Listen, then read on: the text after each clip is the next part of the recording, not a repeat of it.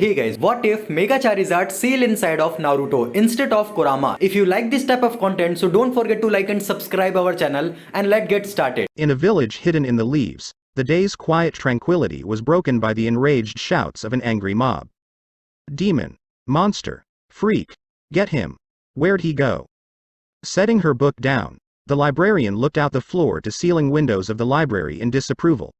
The mob milled around, screaming obscenities about the target of their ire, before one member pointed and screeched out an alert. Over there. Get. I am. With that, the mob thundered off after what they thought was a little boy of 6 years, the same boy that had snuck into the library and had hidden behind some bookshelves. Naruto Uzumaki sniffled as he sat in a dark corner, tears leaving tracks in the dust over the 3 whisker-like scars on each cheek. His skinny, undernourished arms hugged his knees, his baggy and ratty clothes torn and soiled by the mob. He couldn't understand. Why did all the villagers hate him so? The librarian, hearing the sobs, closed her book and went to find the source of the noise, not recognizing the sounds as those of crying. She had an idea of who what was making that sound, and she'd be damned if she allowed the demon child of Konoha to sully her library. Turning the corner, the sharp reprimand on her lips died on her tongue when she saw the mess that was Naruto. Suddenly, the librarian saw Naruto for who he was. Not a demon pretending to be a child, but a hungry, lonely orphan hated almost universally by Konoha. The village hidden in the leaves. Suddenly ashamed, she turned away. Kid. Naruto looked up, eyes tearing over once more as he was sure the librarian was going to kick him out into the arms of the mob. Stay as long as you need. With that, the library scurried away, determined to do something right by the child for once. Naruto sat there in the dark for a long while, trying to figure out why the librarian hadn't thrown him out like each and every other time she'd caught him trying to read in the library. Deciding to take advantage of the librarian's offer before she changed her mind and kicked him out, Naruto dried his eyes and went to the history section. The history of the ninja village of Konoha, also known as the village hidden in the leaves, had always fascinated Naruto. The awesome powers of the Hokages, past leaders of the village, fascinated the blonde boy. He read about the first's ability to mold earth and water chakra together to create wood chakra, the second's affinity with water chakra that allowed him to manipulate the water in the air without a water source, the fourth's godlike ninjutsu that let him teleport instantaneously. But what captured Naruto's imagination the most was the summons of Hiruzen Sarutobi. As he read about the many battles fought and won by the third alongside his faithful monkey summons, Naruto came to the conclusion that if he were to become the next Hokage, he'd need an awesome and powerful summons of his own.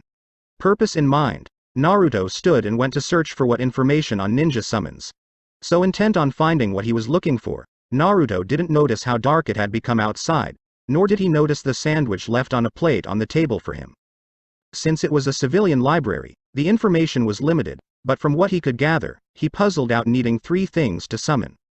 1. He needed to be able to use chakra, a lot of it, but being only 6 years old, a lot, meant different things than it did to an experienced ninja, or even a rational adult civilian. 2. He needed a contract, which to Naruto simply meant he needed a piece of paper saying, "Let's be friends," that both parties could sign. He felt that part was rather silly. To his knowledge, children didn't sign anything when making friends, but either way, wouldn't that mean he needed to find a talking animal to sign it first? The third part seemed rather simple to Naruto. All he needed to do to summon an animal to him was to make 5 simple hand seals while channeling chakra. Easy. Steeling himself for what he was about to do, Naruto cleared an area around him, and meticulously went through each hand sign a number of times, just to ensure he had it down. Once that was done, he found a blank piece of paper, and drew up a contract for whatever he summoned to sign. By 6-year-old standards it was airtight, and would hold up to any amount of scrutiny. To anyone else it simply read, do swear to be best friends with Naruto Uzumaki, and agree to help him become the best Hokage ever. This includes allowing Naruto to summon me so I can help him when he needs it, as long as I'm not busy and stuff. In return, Naruto will help me out and be a good friend as well. Deciding that this was the best contract ever written, Naruto began to make the required signs, instinctively pushing as much chakra as he could into his hands. With the final gesture, Naruto pushed his hand onto the blank summons contract on the floor with a cry. Summoning Te. There was a crack of power and light, and Naruto was gone. Elemental chakra. Who is this guy? Where is he from? Dog frowned when he saw the stranger kneel before Naruto. His frown deepened when the cloaked stranger stood and picked up his young charge. Before he could intervene and request that the stranger put the kid down, the cloaked figure disappeared with a shimmer of movement. Dog cursed as he rubbed his face beneath his dog mask. The third would not be happy. Still, on the bright side, that lightning-covered punch that guy had used gave him an idea for his own technique. He'd have to report this in first, though. With a sigh, Dog shunshined away in a flurry of leaves. Oh. Naruto watched in awe as the cloaked stranger took down 24 assailants in the time it took him to eat a bowl of ramen from Ichiraku Ramen. Even when considering how quickly Naruto ate the ramen though, what fascinated the whisker-marked boy was that the guy in the cloak used elemental jutsus, sealless jutsus to boot. Wide-eyed in wonderment, Naruto watched as the stranger approached him, completely ignoring the fleeing civilians. As the hooded man knelt before him, Naruto started as he realized that the stranger before him was not a man. In fact, he wasn't even human. Kneeling before the amazed boy was a bipedal canine with a blue and black furred face. Hello. My name is Lucario. Naruto swallowed nervously. Hi, Lucario. I'm Naruto. Naruto paused before tilting his head. Did Arceus send you? Lucario chuckled. Yes. I am to be your teacher. Now, shall we be going? Naruto frowned. Going where? Lucario chuckled warmly again. To begin your training. Naruto grinned. Great. What are we waiting for? With another good-natured chuckle, Lucario picked up Naruto. Hang on. Naruto clasped his hands around Lucario's hooded head. Extreme speed. With an unbelievable burst of speed and acceleration, Naruto found himself gaping at the colorful blur that the rest of the world had become. Just as he realized the sheer speed at which they were traveling, they suddenly came to a stop, the world snapping back into focus.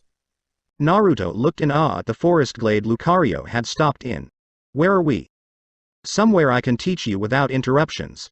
Naruto turned to find that Lucario had shed his cloak, revealing the tan fur of his stomach and the metal spikes on his chest and hands.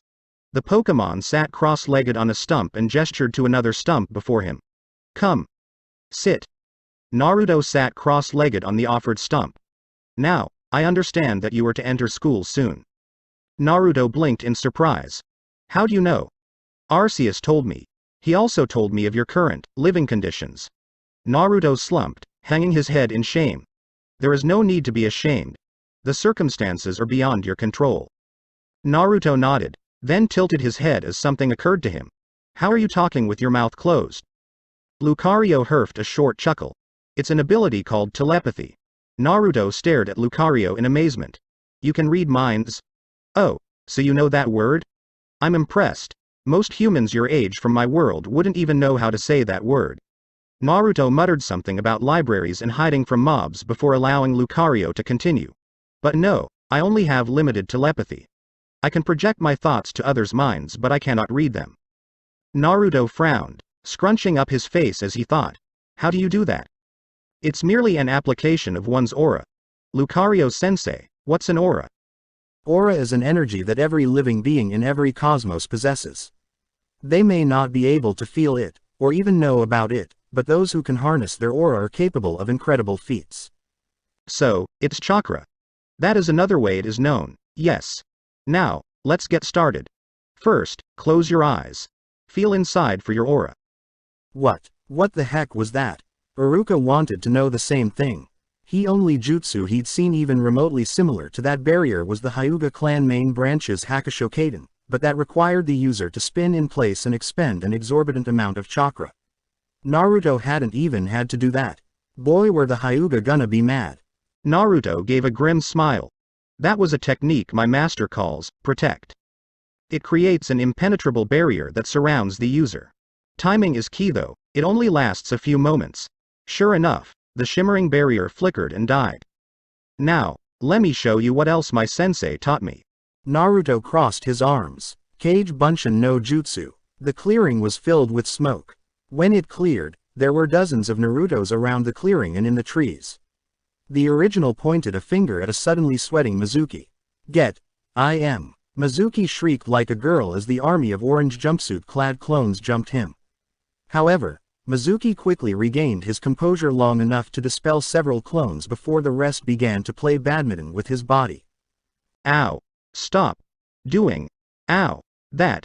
Ow. Put. Me. Down. Naruto looked to his clones. Well, you heard him. Put him down. With that command, one of the shadow clones jumped up and spiked Mizuki into the soft earth of the forest. Ow. Naruto cracked his knuckles as Mizuki staggered to his feet, spewing all sorts of blue invective at the blonde boy standing in front of him. Okay boys. Let's finish this. Naruto began to rapidly spin his arm, channeling chakra into his fist, creating a vacuum as Mizuki moved in for the kill. Shinku name. Naruto's fist snapped out in a punch as the vacuum shot a shockwave at Mizuki with a loud crack. Mizuki staggered back before being sent flying through a tree as the shadow clones followed through with their own vacuum waves. His body snug in an impression of himself in a tree, Mizuki groaned, a high-pitched, squeaky thing, before mercifully passing out. Iruka sat slack-jawed as Naruto dispelled the shadow clones and reeled back from the memory backlash as he received each clone's memory. Whoa, didn't know they did that. Iruka could only stare at the boy walking towards him. There was no earthly way Naruto should have failed his last graduation exam, much less the first two. It made Iruka suspect that some of his fellow academy teachers had been intentionally sabotaging Naruto's learning career. He'd have to discuss this with the Hokage. But right now, he needed to right a wrong. Naruto, come here and close your eyes. Naruto walked over and knelt by the sprawled-out Iruka. What's wrong, Iruka-sensei? Just close your eyes. Naruto closed his eyes. He felt Iruka doing something with the goggles resting on his forehead. Naruto, it is my greatest pleasure to say that you are now a graduate of the Konoha Ninja Academy. Congratulations. Naruto just about jumped with joy when he felt the Konoha headband that used to be Iruka's on his head until he heard Iruka grunt. Ugh. Iruka contorted in agony. I'm gonna need a medic. Naruto patted Iruka carefully on the back. Don't worry Iruka-sensei, the Anbu should be here shortly. The Anbu, you had this all planned, didn't you? Hey, yeah. Naruto scratched the back of his head in embarrassment. Well, something Mizuki said rubbed me the wrong way, so I wnet to the old man, and well, went from there. Iruka shook his head, and people think you're a dense knucklehead. Boy were we wrong. The Anbu arrived shortly thereafter, to Iruka's and Naruto's relief.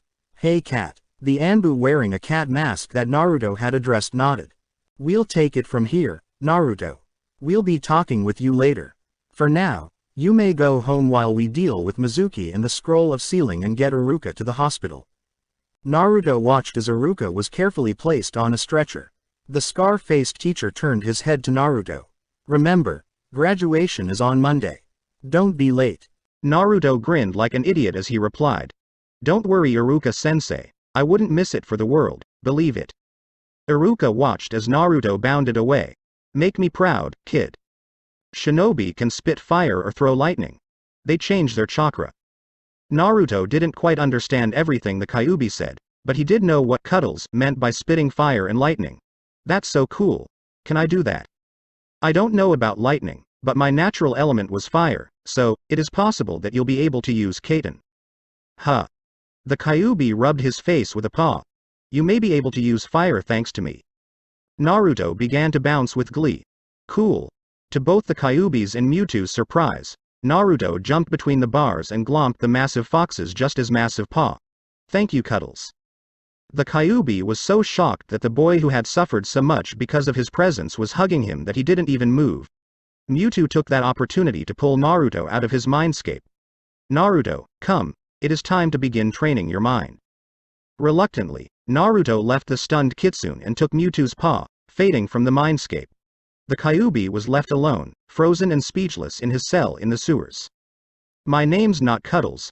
Oh, present day, and that's how I met the Kyuubi no Yoko. Naruto finished his tale, omitting the details of Mewtwo and Lucario's appearances, as well as that of their abilities. Kakashi was understandable go BB smacked. You went and hugged the most powerful demon in existence, and survived. Yeah. So? Thud, Kakashi-sensei. Dang, I didn't even get to tell him about how I found what my main element is. Oh well. Naruto considered the passed-out form of a foaming-at-the-mouth Kakashi. Should I? Nah, he'll be fine. Welp. Guess I'll be seeing him tomorrow then. Bye Kakashi-sensei. Kakashi could only twitch and gurgle as Naruto left the training grounds. Gyojkla gurgle. Omake the day before Lucario's rescue of Naruto. Get the demon. He deserves to die. The mob chasing a 6-year-old stopped in front of a library, the target of their hatred nowhere in sight. One of the ringleaders turned to the torch and pitchfork waving group.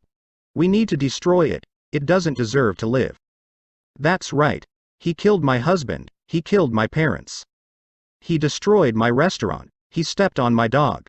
The fourth died because of him. He turned me into a newt. The mob turned as one to stare at the man who yelled out last. He turned bright red and kicked at the dirt. I got better. Suddenly, the man pointed down the street. Look, there he goes. With a roar of anger, the mob charged down the street, leaving the man behind. Smirking to himself, the man glanced at the library and made a hand seal. Kai. With a puff of smoke, the man was replaced by an Anbu operative wearing a porcelain lizard mask. Chuckling to himself, he brought a hand to his ear, activating his radio. Newt here. Mob successfully diverted. Yeah. Kids holed up in the library. No, doesn't look like they're gonna kick him out this time. No. I don't know why. Why? Because the kid's the reason why I was even considered to become Anbu in the first place. Yeah. That's right. Alright. Roger that, dog. With a swirl of leaves, the Anbu known as Newt shunshined away to follow the mob. Yeah. If you'd been on time at all in the past months. Thankfully, Naruto had opened his mouth before Sakura, sparing the eardrums of all present. Before Kakashi could respond, he heard something that chilled him to the bone. Ah, my eternal rival, Kakashi. Oh no, not him. Kakashi lazily turned his eye towards the speaker, taking in the man before him. Grimacing under his mask at the bowl-cut black-haired man in the green jumpsuit, orange legwarmer combo, Kakashi looked at the man that would more likely than not drive him insane one of these days. Resigning himself to his fate, Kakashi feigned boredom and apathy. Oh, hello guy. The strange spandex-clad man, a Junin if the flak jacket and forehead protector worn as a belt was anything to go by, turned to Team 7, his absurdly enormous eyebrows wiggling on his face in pleasant surprise. Ah, I had heard you had a most youthful team of genin this year, my eternal rival. Most youthful of you. Naruto looked at the strange man warily. So, bushy brows, who are you? Who am I? The strange Junin struck a pose, arm out straight, giving a thumbs up as his teeth somehow sparkled as he smiled. I am Konoha's beautiful blue beast, Might Guy. As Guy finished with his spiel, another, shorter guy with wide, round eyes jogged up. Yosh. Guy-sensei, my flames of youth burn brightly today.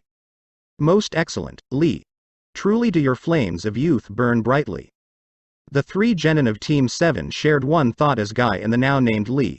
Are they related? Meanwhile, fearing where this particular chain of events was leading to, Katestu and Izumo, the so-called Eternal Chunin, slowly sank down to hide behind the guardhouse's check-in desk. Guy gave his blindingly bright smile as he introduced his mini-me to Team 7 and Tizuna. Ah, this is my most youthful apprentice, the beautiful green beast of Konoha, Rock Lee. Due to a birth defect, he cannot mold chakra, and therefore strives to prove that one can be a ninja using only taijutsu. Isn't that right, Lee? Yes, Guy-sensei. Lee. Guy-sensei. Lee. Guy-sensei. Suddenly, teacher and student embraced in a most manly hug of youthful proportions, the waves crashing high on the rocky beach behind them, the sky painted red and yellow with the sunset. The feared sunset of youth, patent pending, trademarked, and copyrighted by Might Guy, left various impressions on the fledgling Team 7. Kakashi was sweating as he tried in vain to drown out the genjutsu by immersing himself in his precious Icha paradise. Oh Kami, not again. Sakura was sprawled on the ground foaming at the mouth and twitching all the while as she went into fits. Gurgle, gurgle. Naruto had jumped into Sasuke's arms, clutching the Uchiha's neck for dear life as he tried to dispel the genjutsu. Kai. Why isn't this working? Sasuke was frozen, not even registering the boy held bridal style in his arms. HN. Inside the seal on Naruto's stomach, the Kyuubi no Yoko, aka Cuddles, was hunched up like a scared cat in the farthest corner of his cage as he cut off his connection to Naruto's senses. It can't hurt me anymore, it can't hurt me anymore. Tazuna stared at the sunset of youth, then at his bottle of sake. Maybe it went bad. After a moment of introspection, the bridge builder shrugged and took a long swig of sake, then peered carefully at the two spandex-clad huggers. Yep, I'm drunk, maybe I should lay off the booze, nah. He took another swig of his sake. Damn, that's good. Hidden behind the check-in desk of the gatehouse, Azumo and Katetsu were huddled together in what could only be described as the fetal position as they had made the mistake of peeking over the lip of the desk to see if the coast was clear. Fortunately for everyone present, the genjutsu of youth disappeared as Lee and Guy broke contact. I see that you are preparing for a most youthful mission outside of the village. I hope your mission is most youthful. Kakashi, silently thanking Kami, Yami, the Shinigami, or whoever was listening that the sunset of youth was over, looked up from his little orange book. You say something, Guy. Guy visibly recoiled, almost face-planting. Curse you and your hip coolness. Well, at any rate, my eternal rival, it was most youthful to see you again and to meet your most youthful team of cute genin. Come Lee, we shall run around Konoha 100 times, and if we can't do that, I'll climb the Hokage monument with both hands and a foot tied behind my back. The mini-me smiled brightly. Yosh. And if we can't do it, I'll do 500 pull-ups with my tongue. With that, and spine-chilling cries of youth, the beautiful beasts of Konoha disappeared in twin clouds of dust. Coming out of the traumatized daze he was in, Sasuke noticed that he was holding Naruto in his arms. Grunting in surprise, though he'd never admit it, Sasuke dropped Naruto on his butt. Ow. Naruto gave a dirty look to Sasuke, who glared right back. Kakashi turned to his genin team and their client before Naruto and Sasuke could start bickering like they had been for the past few months.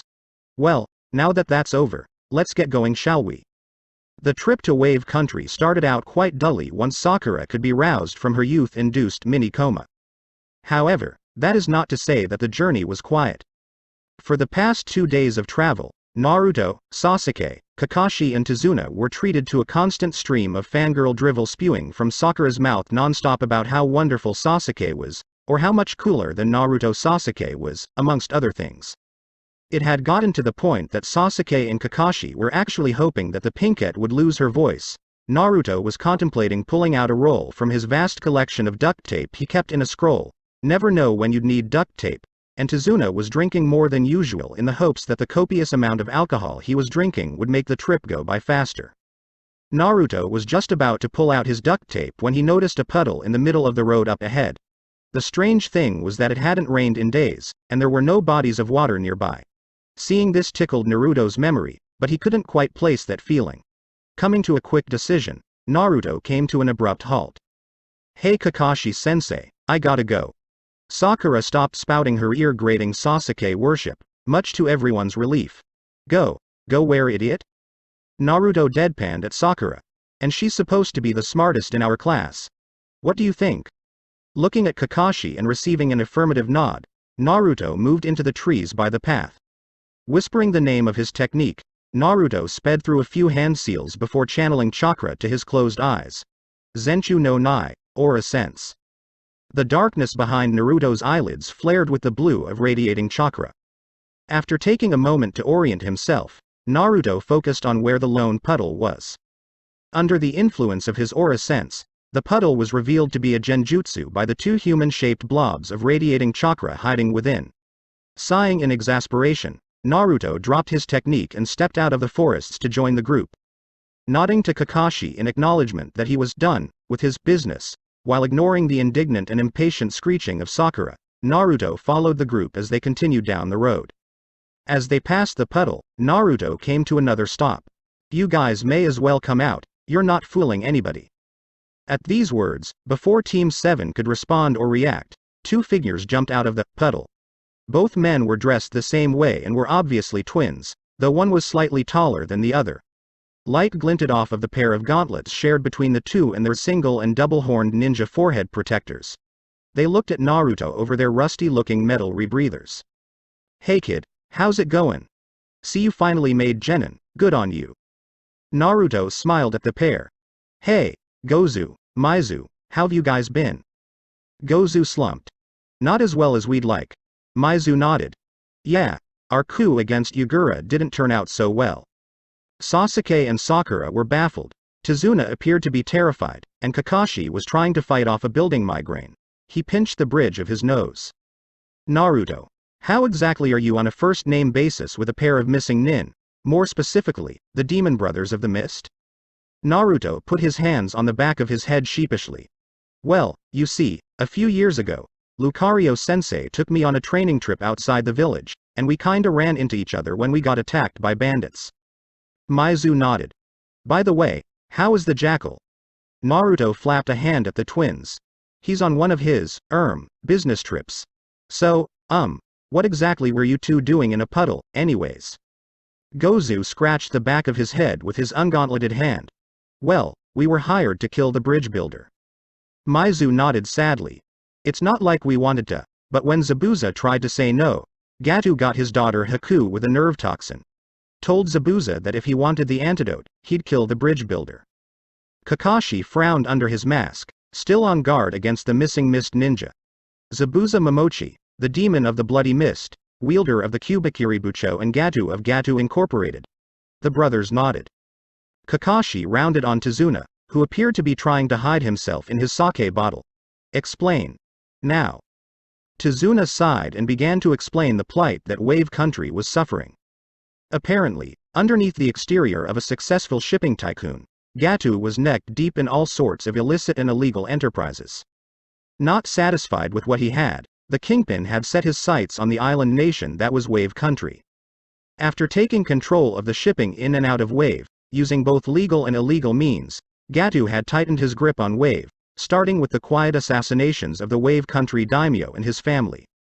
After Gato had the fiancé of his daughter publicly executed to make an example, Tizuna had had enough, and had begun construction of a bridge to the mainland in hopes of breaking Gato's stranglehold on Wave.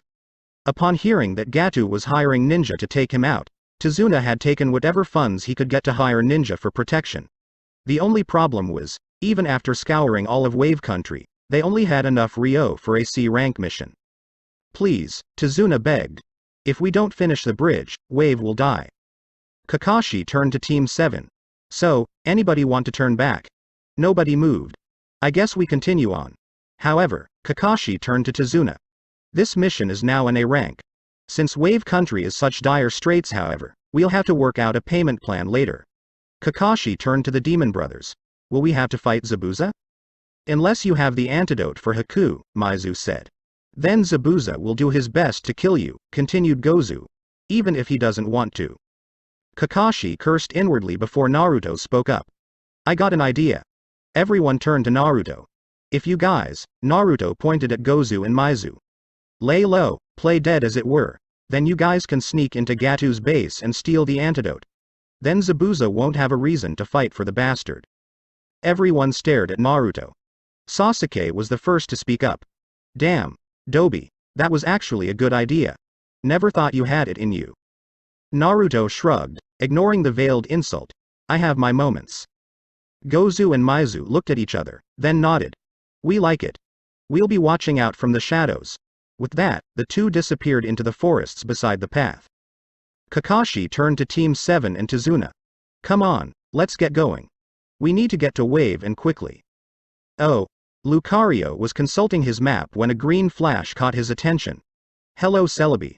I thought you were going to see Naruto? Celebi shrugged nonchalantly. Well, I went, but I couldn't find him anywhere. But then I went to this big tower and heard some old guy saying that Naruto was out of the village on a mission. Isn't that awesome? Quite. Lucario smiled. His protege was already on a C-rank mission, at the very least, and was making his teacher, Guardian, proud. Celebi floated over to Lucario and draped herself over his shoulder, looking at the map in his paws upside down. So, what ya doin' now? Lucario couldn't help but chuckle at the small green fairy as he pulled out a partially completed checklist. Well, plenty of us mundane Pokemon have volunteered already.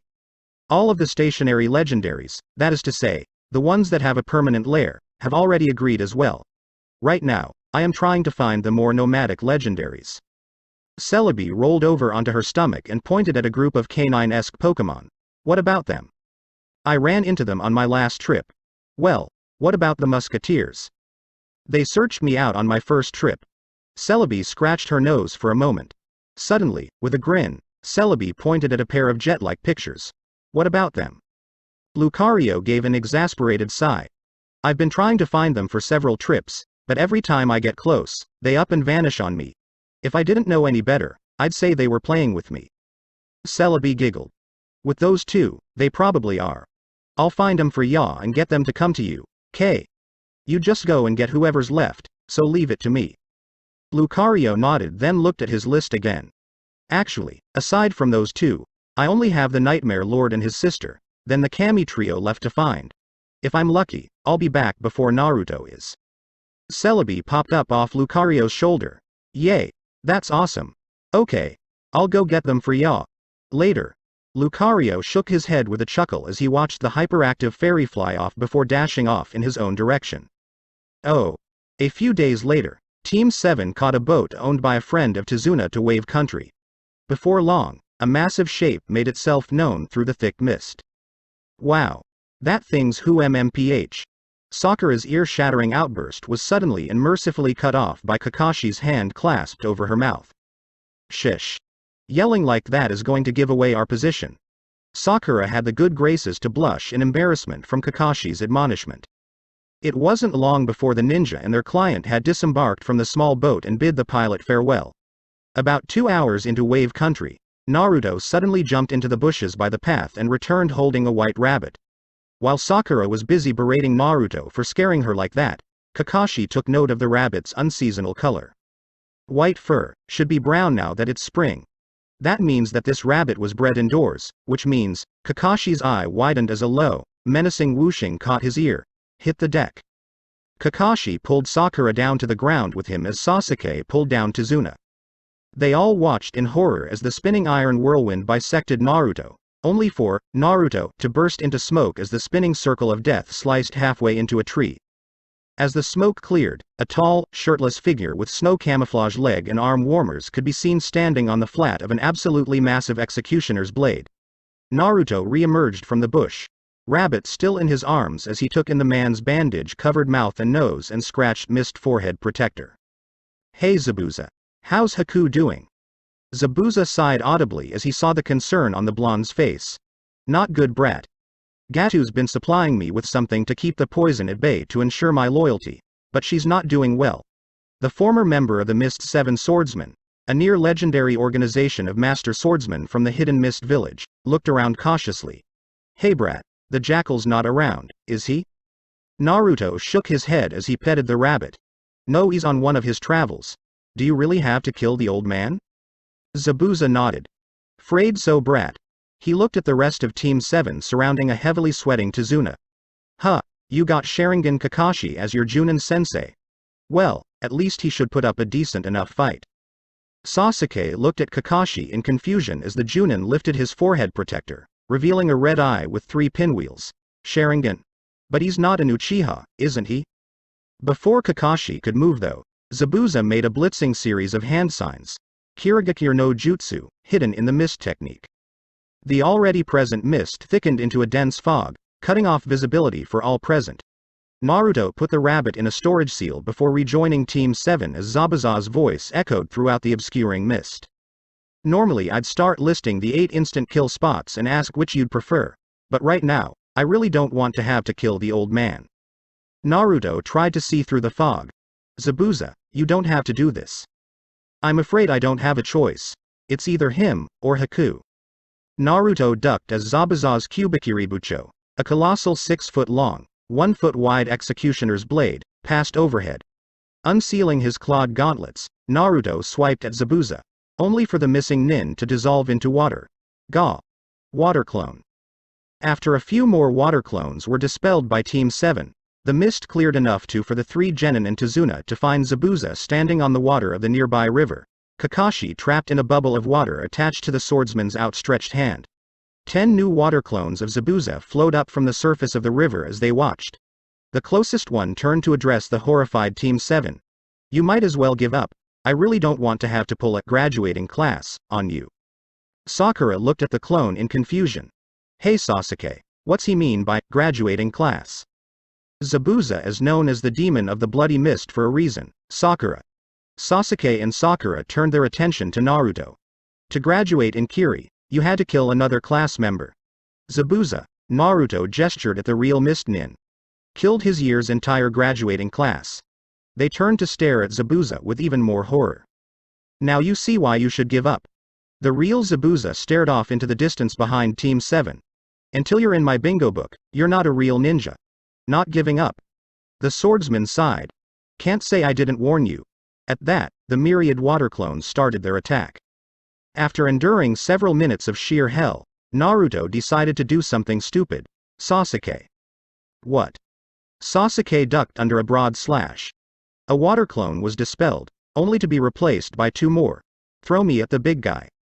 What? Another water clone went down, minus a head. Throw me. I got a plan.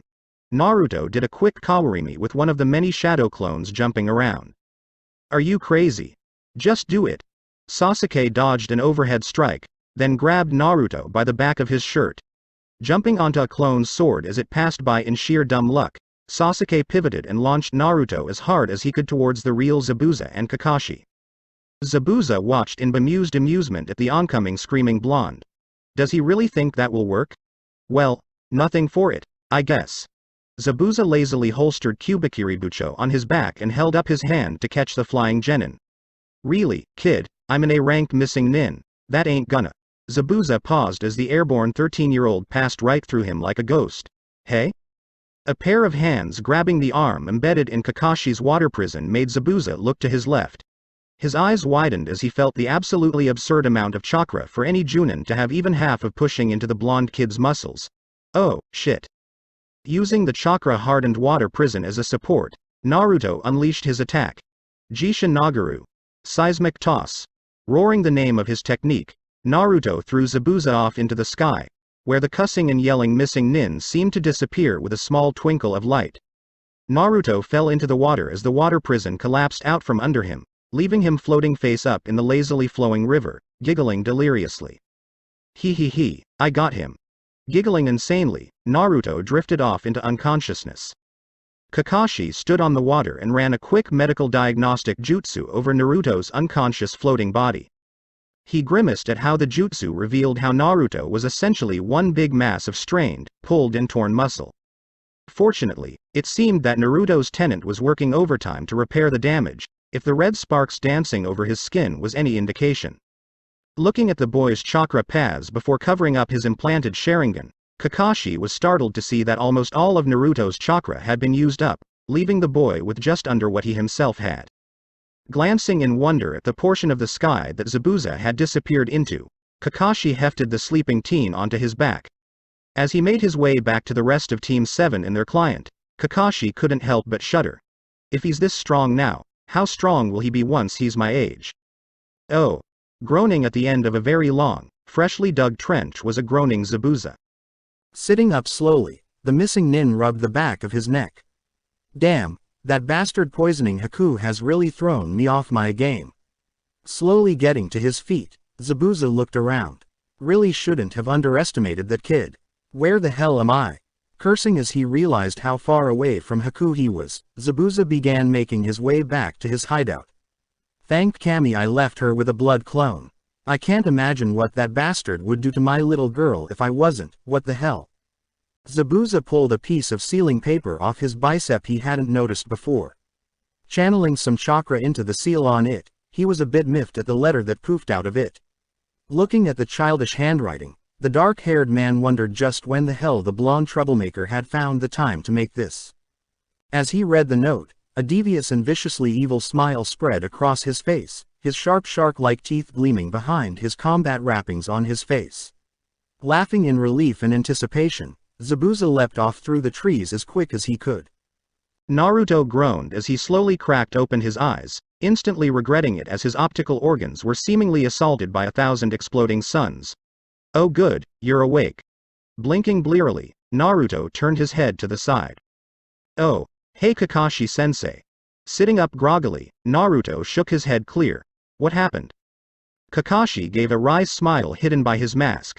You tell me. You go and charge Zabuza. and somehow you go right through him, disappear, and then end up throwing him halfway back to Fire Country, doing a number on your body. If it wasn't for, cuddles, you'd most likely be crippled. Fortunately, the client's home was nearby. I brought you up to the guest room to recover. So, how did you do that? Well, Naruto shifted into a more comfortable position. The first thing was a genjutsu called Atori, feint. By distorting the air using my chakra, I can make it look like I'm in one place when I'm actually a few feet over. Naruto rubbed the back of his head.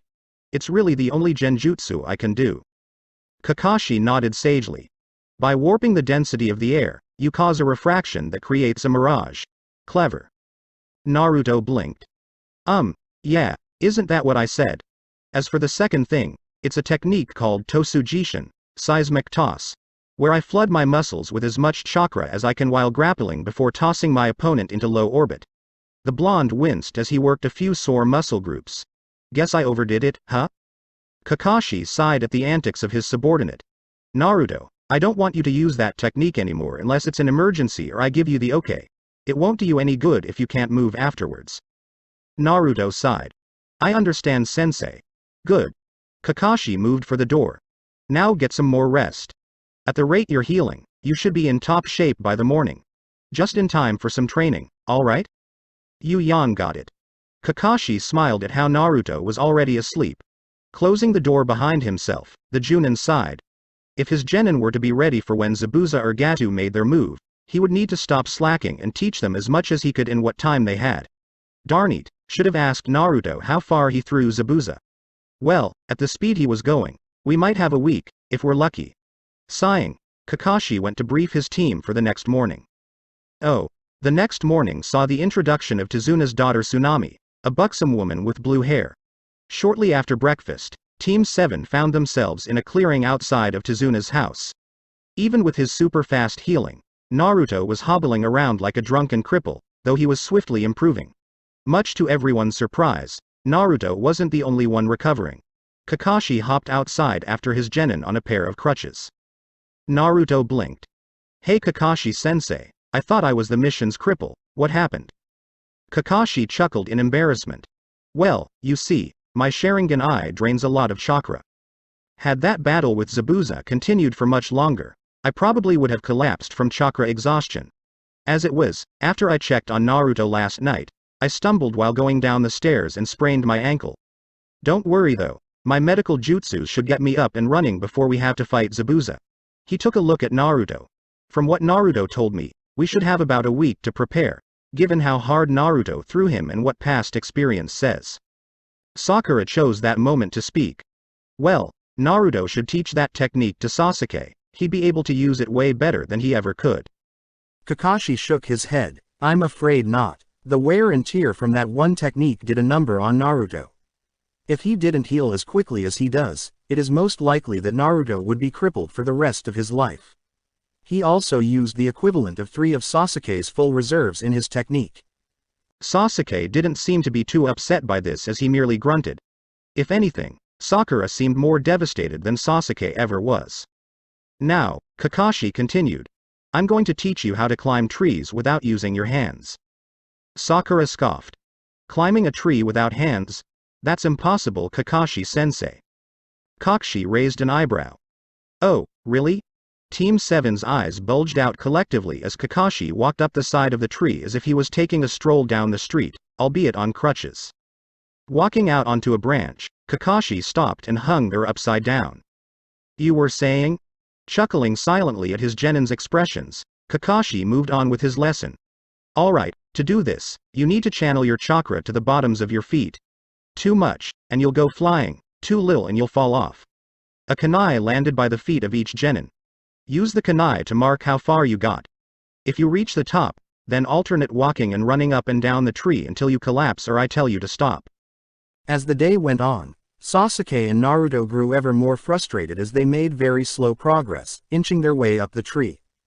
Sasuke would run up the tree, only to slip about 10 feet off the ground and slide back down. Naruto would run up the tree, only to get overly excited when he'd reach his highest mark. His next step would always be overcharged, sending the blonde rocketing across the clearing. He didn't even have to use the kunai to mark his progress. The craters trailing up th tree trunk were enough testament to Naruto's progress. Sakura, on the other hand, had reached the top very quickly thanks to her perfect chakra control. However, as her chakra reserves were next to non-existent, she had barely made it up and down the tree 7 times before collapsing in a heap at the bottom of her tree. It was to this scene that Kakashi arrived to, ducking under an airborne Jinchuriki as he observed Sakura slumped over and Sasuke slowly sliding down his tree as he tried to run against the pull of gravity. Sighing, Kakashi called his students in for dinner. A few days later, Kakashi and his team were planning their newest guard and training rotations. As they did this, it wasn't long before Tezuna's young grandson Inari came into the room. "Why do you bother fighting? You can't beat Gato." Kakashi eyed Inari, the boy's face hidden under the bill of his baseball cap. His voice spoke of pain and loss. "Oh. Why can't we beat Gato? He's too strong." Defeat was clear in Inari's voice. Sakura was the next to speak up. "So what makes him so strong then? He has an army of thugs. You can't beat him, it's impossible. Everyone who tries dies." Sasuke snorted. "Kid, we're ninja. We do the impossible every day. Besides, bandits don't stand a chance against ninja. Don't be so defeatist." Inari's face was contorted with anger. "Shut up. You don't know what it's like to suffer." Suddenly, it got very cold in the house. It was as if all the life had been sucked out of the room. Slowly, everyone turned to face Naruto, the air flickering and distorting around him as if a great amount of heat was pouring off him, yet no amount of warmth could be felt. Naruto's hand clenched tightly around the metal spoon in his hand. "We don't know what it's like to suffer." Inari couldn't help but feel that his life was forfeited. "Since the day I was born, I have been alone. My parents died the day I was born. The orphanage I lived in barely fed me and kept me away from the other children. When I turned 4, they kicked me out onto the streets. A week later, the village leader found me and gave me an apartment. But it didn't stop there. Every so often, a mob would come after me for some imagined slight or crime I hadn't committed. I have been cut, stabbed, burned, and tortured so often I'm surprised I don't have any scars. A few doctors would try to poison me instead of helping me, though fortunately most of them stuck to their oaths.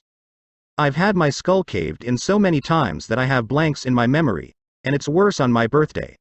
Every year, the civilians try to hunt me down. The shinobi help, but there's only so much they can do. To top it all off, the civilian council keeps trying to have me executed for no good reason, and civilian stores refuse to sell to me, overcharge me, or sell me faulty or spoiled merchandise. So don't you dare say that no one else knows what it's like to suffer." Shrinking away from the almost inaudible demonic echo in Naruto's voice, Inari ran from the kitchen. Naruto stood up from the table. "Kakashi-sensei, I'm going training before I do something I regret." Kakashi nodded, and Naruto left the room. The rest of Team 7, Tsunami and Tezuna, stared at the warped and twisted metal spoon that had been crushed in Naruto's fist as the front door slammed shut. Sakura looked at Kakashi in horror. Is that all, true? It can't be real, can it, Kakashi-sensei?" Kakashi sighed. "I'm afraid it is, Sakura. Naruto has been hated by the civilians in the village since he was a newborn through no fault of his own. For the most part, the shinobi don't feel the same way, but there are enough of them to make Naruto's life even more difficult. His landlord was replaced for trying to cheat Naruto out of money and commodities, and his schooling was always sabotaged by biased teachers. If it wasn't for a stranger to the village saving Naruto from a mob and taking him under his wing when he was 6, I shudder to think of what he'd be like today." Sasuke was struck by just how much worse Naruto's life had been compared to his own. Sure, his brother had killed off the rest of their family and mentally tortured him with an advanced genjutsu, but at least he'd had a family at some point. Naruto, he had nothing and no one for the longest time. A small modicum of respect wiggled its way into Sasuke. Sakura was horrified at the story that her teammate and team leader had spun.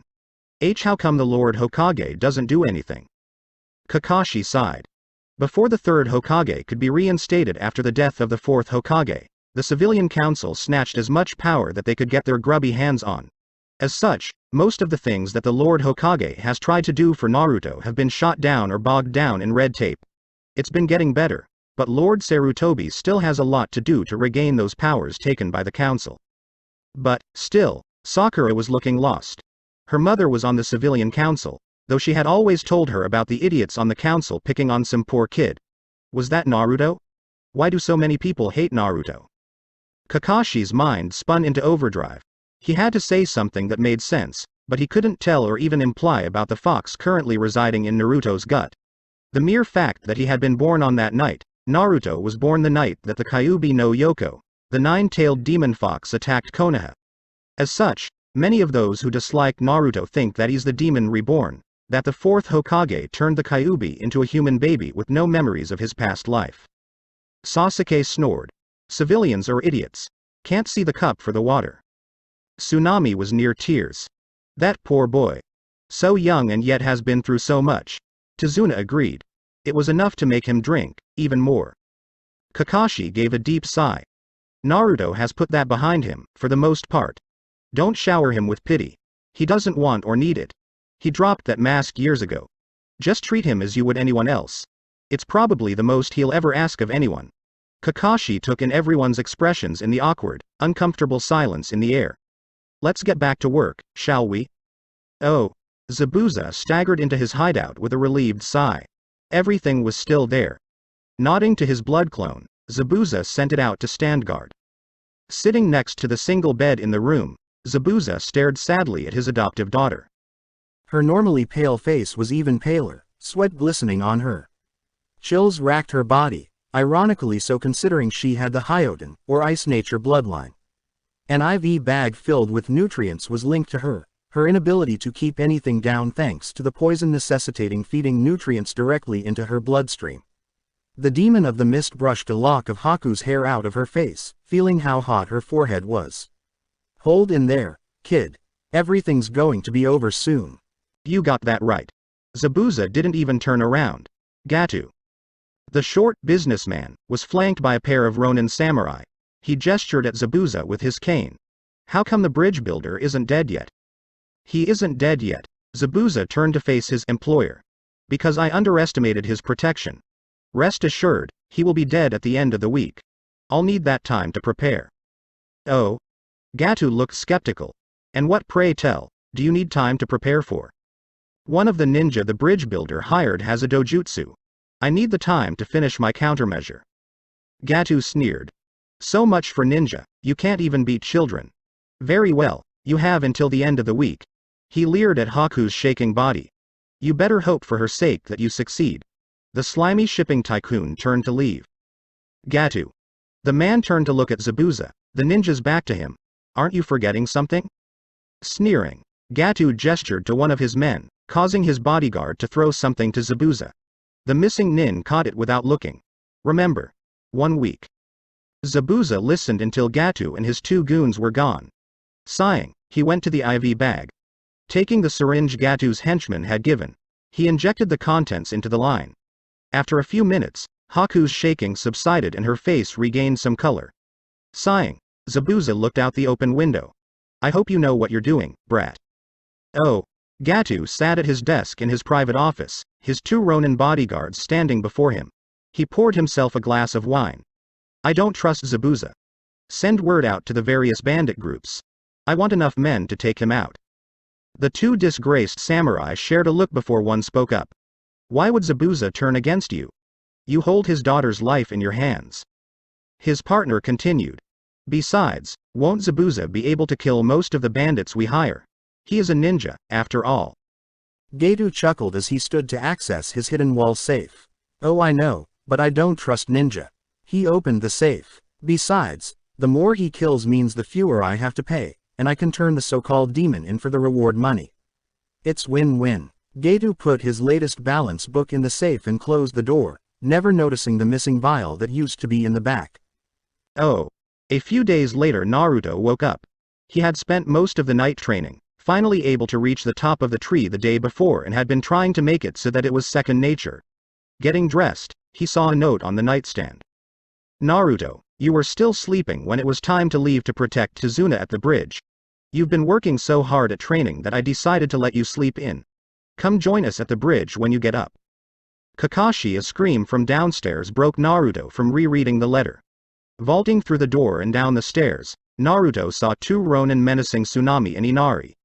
Inari, having been talked to by Kakashi about heroes, sacrifice and strength, ran at the Ronin with a kitchen knife, only to be kicked away with barely a glance in his direction. One of the Ronin licked the flat of his katana. "Look, you can either come with us quietly, lady, or..." His companion chuckled evilly. "Or we can kill the kid and take you with us anyways, so what's it gonna be? How about you two go to hell?" The two Ronin were knocked to the ground, Naruto's bladed gauntlets sticking out of the back of their skulls.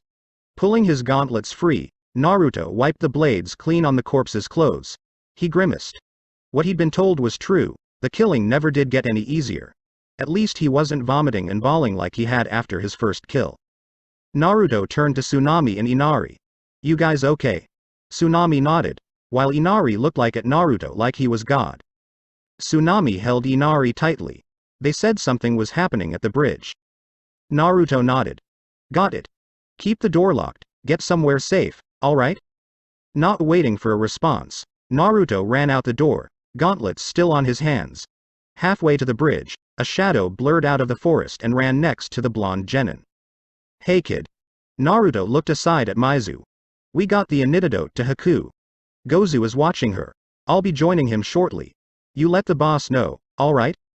Getting an affirmative from Naruto, Mizu split off from the boy and disappeared back into the underbrush. Before long, Naruto came upon a thick patch of fog covering the end of the unfinished bridge.